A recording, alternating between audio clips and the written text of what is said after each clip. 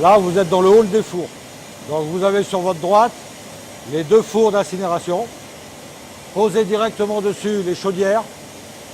Une fois la combustion terminée, les résidus de combustion qui sont appelés mâche-fer tombent dans un puits à mâche-fer où là il y a un refroidissement par une garde hydraulique et après sont évacués sur des tables vibrantes en cascade.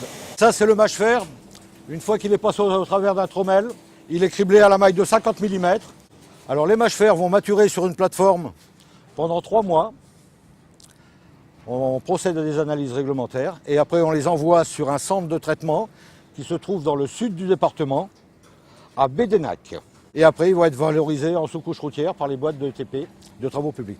Alors je rappelle que le mâche-fer, c'est ce qui reste à l'issue de l'incinération. C'est-à-dire quand on brûle une tonne de déchets, il reste 300 kg de mâche-fer par tonne de déchets incinérés. Et même avec un incinérateur nouvelle génération, ça peut quand même produire du mâche-fer. Quand on brûle une tonne de déchets, il y a des composants minéraux et des composants qui ne peuvent pas brûler. Le reste, ça fait du mâche-fer. Donc on est avec du mâche-fer qui est chargé en métaux lourds, résiduellement, de façon probablement minime, mercure et cadmium, mais on sait que ces métaux lourds sont dramatiques pour la nature et pour l'environnement.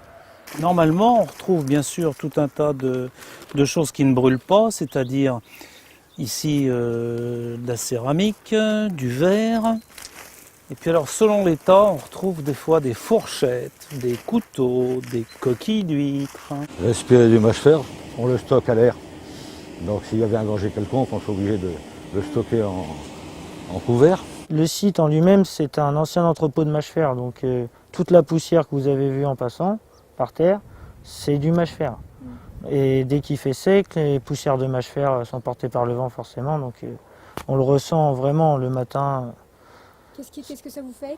On crache des trucs dégueulasses, par exemple. Alors c'est une zone à défendre. Ici, il va y avoir un projet, un grand projet crapuleux, frauduleux, tout ce qu'on veut. On vit dans un environnement extrêmement nocif, donc c'est pas notre souhait de s'installer ici pour des années forcément. S'il le faut, on le fera.